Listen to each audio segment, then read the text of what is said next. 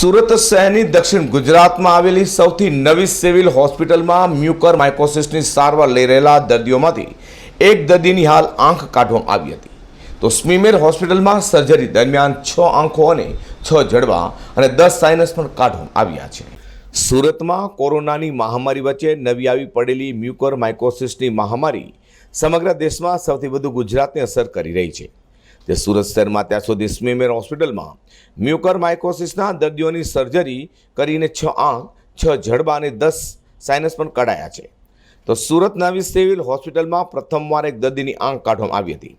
હાલ શહેરમાં ખાનગી હોસ્પિટલમાં 550 જેટલા દર્દીઓ સારવાર લઈ રહ્યા છે, જ્યારે 12 જેટલી હોસ્પિટલોએ 26 દર્દીઓ માટે ઇન્જેક્શન માંગ્યા હતા. 1000 ઇન્જેક્શનની જગ્યાએ સરકાર દ્વારા માત્ર 26 દર્દીઓ માટે 115 ઇન્જેક્શન જ ફાળવવામાં આવ્યા હતા. સુરત નવી સિવિલમાં દાખલ કરીને ચેપ મગજ સુધી પહોંચ્યો હતો. મ્યુકર માઇકોસિસના કારણે તંત્રની હાલ ઊંઘડી જવા પામી છે. સુરતમાં વકરી રહેલા મ્યુકર માઇકોસિસના કેર વચ્ચે તંત્ર પણ ફરી લોકોને સાવચેતી રાખવાની અપીલ કરી રહ્યું છે, ત્યારે લોકોએ પણ સ્વચ્છતા રાખવી જોઈએ તેવી અપીલ છે. Azhar Qureshi, G10 fake.